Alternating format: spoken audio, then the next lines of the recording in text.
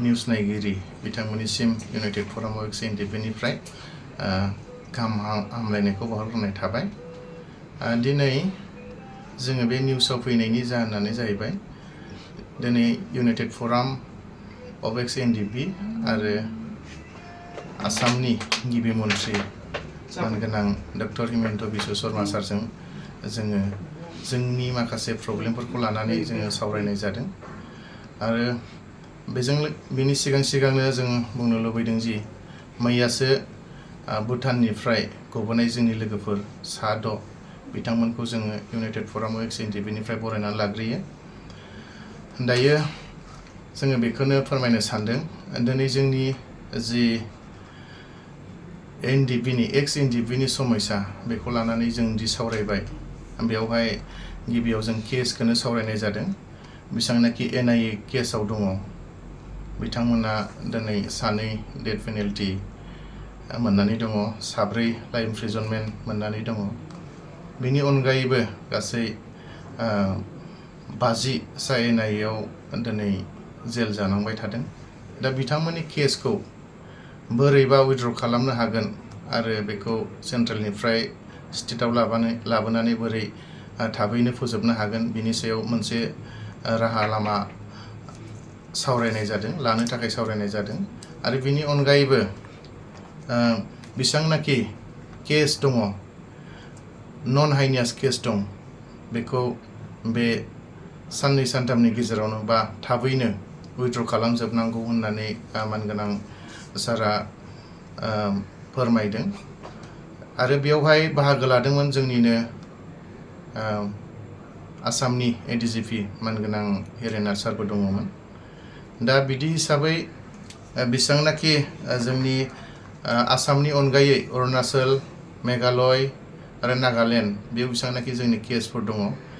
दा बे केस थानाय हिसाबै जोंहा गोबांथार प्रब्लेमाव गोलैबाय थायो गुबुन स्टेटआव थांनानै केस सालायहैनो थाखाय, मानो होनबा जोंहा थाखा फैसा गैया। बिनि थाखायनो जों दिनै खावलायदों मानगोनां CM सारखौ जे बेखौ स्टेटआव लाबोनानै केसखौ फोजोबनांगौ होननानै। दा बेखौ जोंनि खावलायनाय बायदि मानगोनां CM सारा बेखौ स्टेटआव लाबोनानै थाबैनो फोजोबनाय जाथोंसै होननानै जोंनो खोथा होदों। बेनि अनगायैबो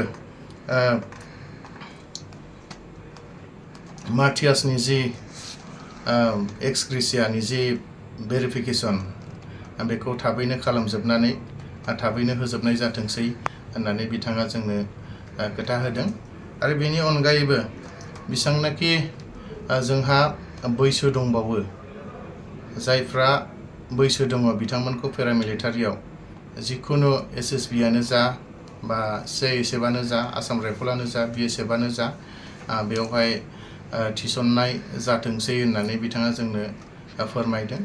बेनि अनगायैबो स्टेटआनो जा BTRआनो जा बेयाव बेसेबांनाखि 3rd ग्रेड 4th ग्रेडआव दङ बेयावबो थिसननाय जाथोंसै होननानै बिथाङा जोंनो खोथा होनाय जादों।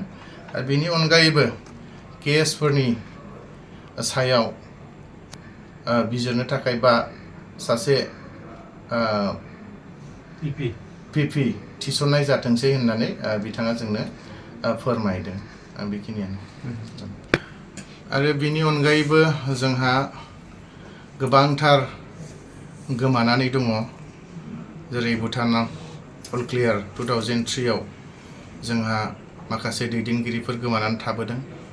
दिनै जों आसा खालामदोंमोन मैया जि गबोदों बेयावनो बिथांमोननि महरखौ जों नुनो मोनगोन, नाथाय जों दिनै नुनो मोनाखिसै। बेजों लोगोसे जोंहा नागालेण्डआव 7 मानसि दैदेनगिरिफोर गोमादों। बिथांमोनखौबो संदाननानै दिहुननो थाखाय जोङो गभर्नमेन्ट अफ आसाम बेखौ जोङो दिनै खावलायदों। बिथांमोना दंबा दं, गैयाबा गैया बेखौ जोंनोहाय फोरमायनानै होनांगौ। बेखौ जोङो दिनैहाय मानगोनां सारनिसिम जोङो आपिल खालामदों। बेनि अनगायैबो जोंनि जि रिहेबिलिटेसन हार्डक'र हिसाबै 678 बेनि सायावबो जों सावरायदों आरो बेखौ डिसेम्बर मासाव होनाय जाथोंसै होननानै मानगोनां CM सारा जोंनो खोथा होदों। आरो बेनि अनगायैबो जेसेबांनाखि मिलिशिया दङ बिथांमोननोबो माबा मोनसे स्किमनि गेजेरजों, माबा मोनसे आसनिनि गेजेरजों बेखौ सुफुंनाय जाथोंसै होननानै दिनै मानगोनां CM सारा जोंनो खोथा होदों। आरो दिनै बेफोर जेसेबांनाखि सावरायनाय जादों जेसेबांनाखि मोजां मिटिं जादों जों मालाबाबो मोनफेरनो हायाखैमोन। बेनि थाखाय जोङो मानगोनां chief minister doctor Himanta Biswa Sharma सारखौ इउनाइटेड फराम अफ एक्सएनडिएफनिफ्राय हाजासे हामबाय होनो। बेजों लोगोसे जि जोंखौ मानगोनां डक्टर हिमन्त बिश्व शर्मा सारनिसिम लांदों लामा दिन्थिगिरि मानगोनां जोंनिनो आसामनिनो स्पिकार एसेम्ब्लिनि स्पिकार मानगोनां बिश्वजित दैमारी सार बिथांखौबो जों हाजासे हामबाय होनो। मानो होनोबा बिथांनि दैदेननायावनो दिनै जोङो चिफ मिनिस्टारजों बेफोरनि सायाव जों गुवारै सावरायनो हादों आरो बिथाङाबो बे सावरायनायाव बाहागो लादोंमोन। बेनि थाखाय बिथांखौबो हाजासे जों हामबाय होनो आरो फैबाय थानाय समाव दिनै जेसेबांनाखि सावरायदों बियो थाबैनो जाफुंगोन होननानै जों आसा मिजिं खालामनानै दिनैनि जि बुंनाय बेयाव फोजोबबाय। गोजोन्थों। ইউনাইটেড ফরাম অফ NDFB আৰু সন্মানীয় আমাৰ মুখ্যমন্ত্ৰী ডক্টৰ হিমন্ত বিশ্ব শৰ্মা অসম চৰকাৰৰ লগত গুৰুত্বপূৰ্ণ আলোচনা হৈ যায়। আজিৰ আলোচনা খুবেই ফলপ্ৰসূ হৈছে আৰু আমাৰ যিবিলাক সমস্যা আমাৰ যিখিনি কেছ উইথড্ৰল কথা আছিল সেই কেছ বিষয়ে আমি আলোচনা কৰিছোঁ।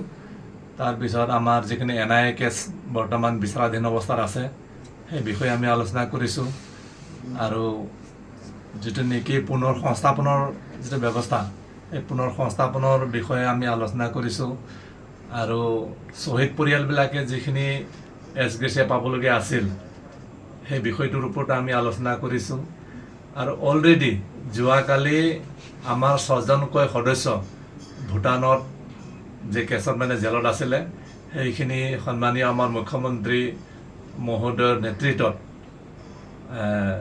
ভূটান চৰকাৰলৈ যি জাননী পঠিয়ালে তাৰ পৰা যোৱাকালি 6জন আমাৰ সদস্য মুক্তি হ'ল। তাৰপিছত এই আমাৰ চুবুৰীয়া ৰাজ্য নাগালেণ্ড, অৰুণাচল, মেঘালয়, পশ্চিমবংগ এইবিলাকত যিখিনি আমাৰ সদস্য আজিও কেছত আছে সেই কেছবিলাকৰ বিষয়ে কেছখিনি কেনেকুৱা নিষ্পত্তি কৰিব পাৰি সেই কেছ নিষ্পত্তিৰ বিষয়ে আমি আলোচনা কৰিছোঁ আৰু আমাৰ চাকৰি বাকৰিৰ ক্ষেত্ৰত আমাৰ ৰিক্ৰুইটমেণ্ট স্পেচিয়েলি পাৰামিলিটাৰী ফ'ৰ্চ অসম পুলিচ ইয়াত ৰিক্ৰুইটমেণ্টৰ বিষয়ে আমি কথা পাতিছোঁ আৰু 3rd গ্ৰেড 4th গ্ৰেড চাকৰিৰ বিষয়ে আমি কথা পাতিছোঁ। এই গোটেইখিনি মিলাই আমি সম্পূৰ্ণৰূপে পজিটিভ এটা সিদ্ধান্তত উপনীত হ'ব পাৰিছোঁ। আজিৰ আলোচনাটো খুবেই ফলপ্ৰসূ হৈছে বুলি আমি ক'ব বিচাৰোঁ।